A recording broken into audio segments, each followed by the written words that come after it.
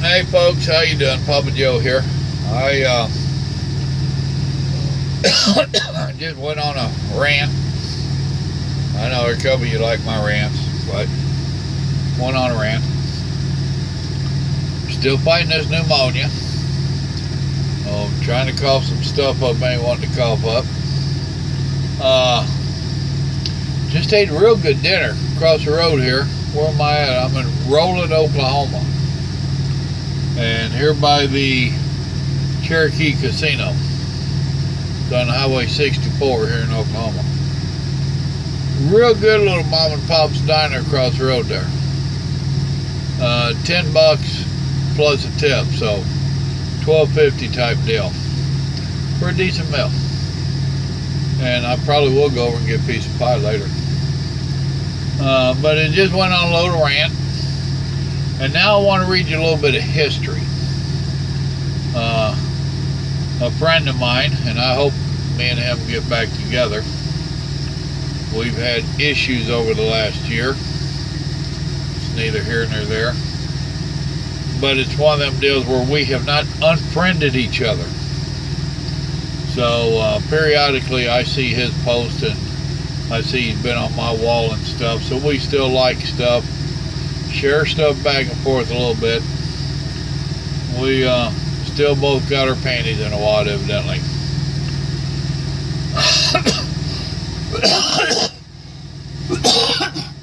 Boy, I almost got it up. Hold on a minute, I gotta work on this second.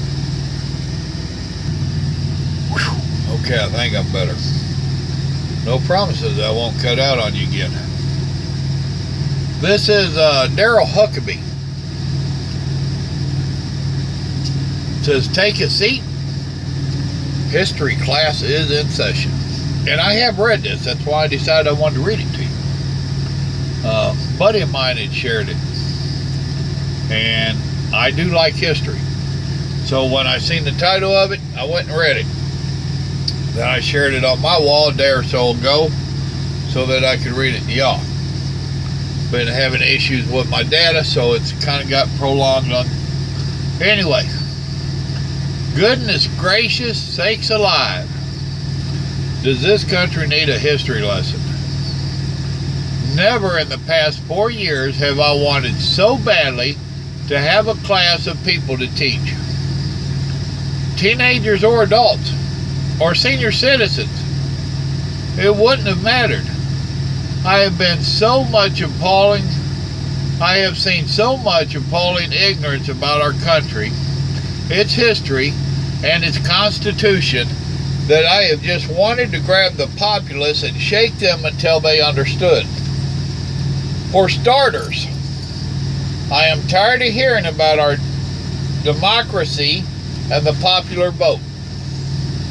We are not a democracy.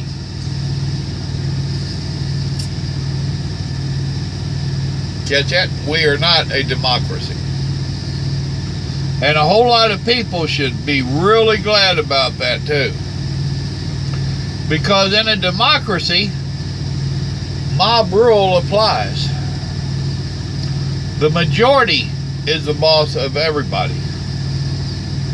And if we had been a democracy in 1865, slavery would have never been abolished. If we had been a democracy in 1920, the women would have never gotten the vote. If we had been a democracy in 1964 and in 1965, those historic pieces of civil rights legislation would never have been approved.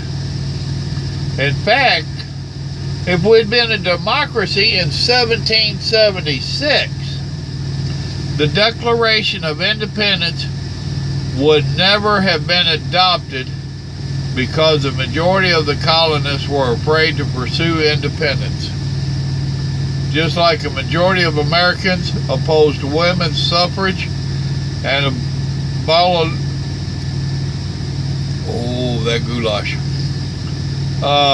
Just like a majority of American Americans opposed women's suffrage and abomination and sweeping civil rights reform.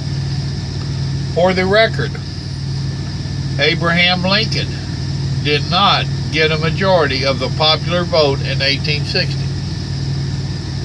And Bill Clinton did not get a majority of the popular vote in 1992 or in 96. Oh, yes, he did, scream to one of my Facebook friends this week. I know Lincoln got the most votes, and so did Clinton. I've had them kind of friends on my walls. Most means plurality, y'all, as in plural. A majority is 50% plus 1. And while we are on the subject, we are not a democratic republic either. No matter what the revisionist history books might claim. That's just a term Andrew Jackson coined for political purpose in the 1820s, and it stuck with some people. We are a republic. We have a federalist form of government where the power is supposed to be divided between the states and the central government, and neither is subservient to the other. Both are supposed to get their powers directly from the people.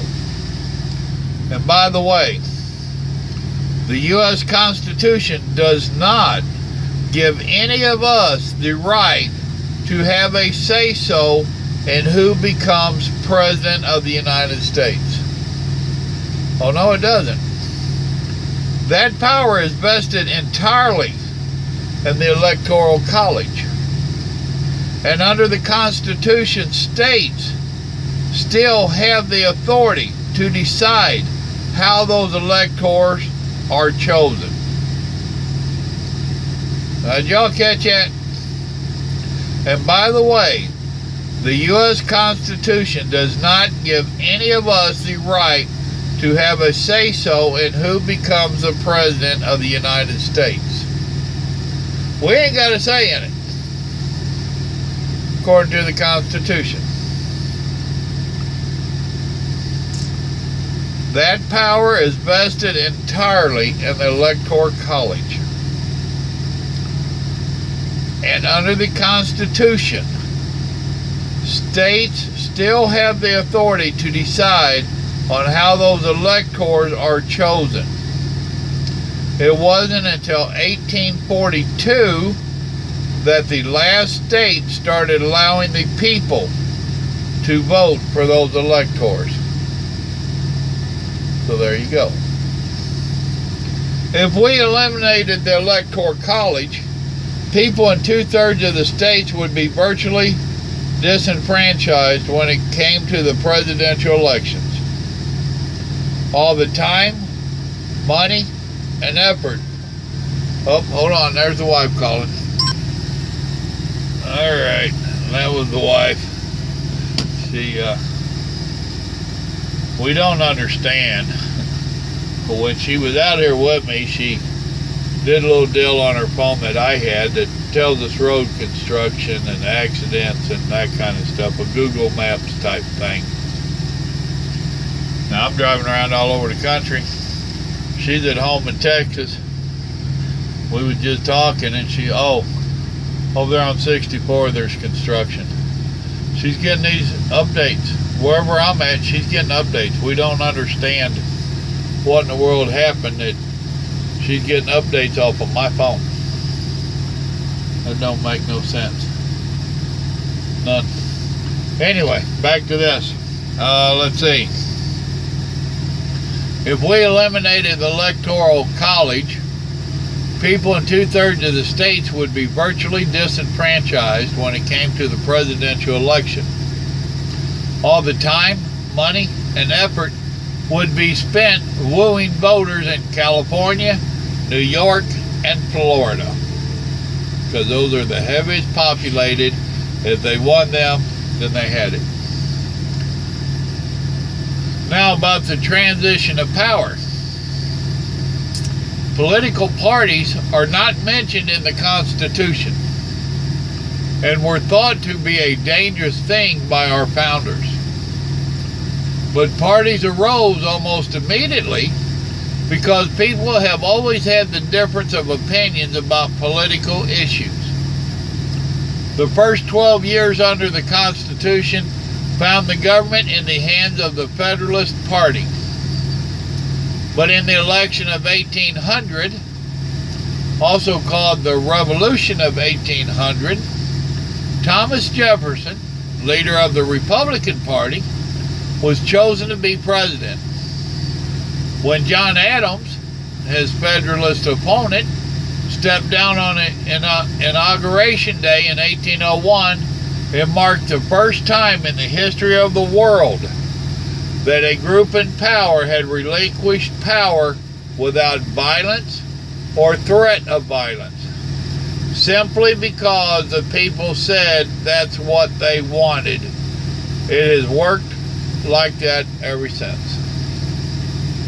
Is that awesome or what?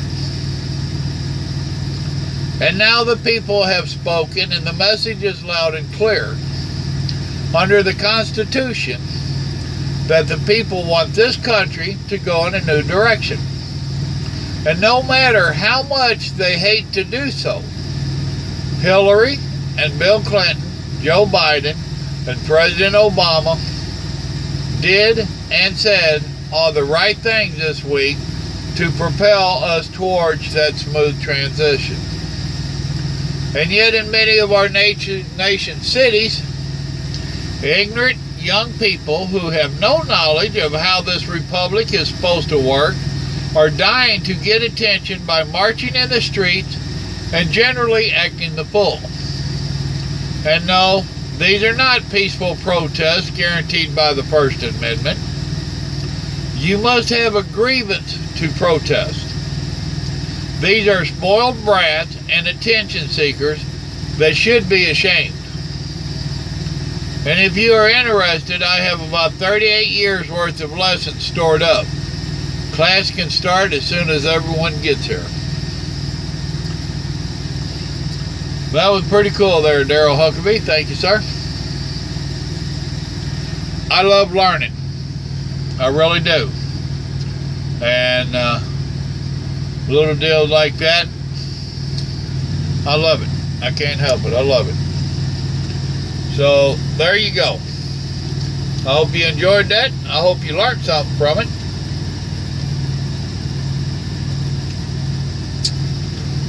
And I hope you spread the word around. I hope you try to educate a few other folks. Hey, remember, God loves you. So do I.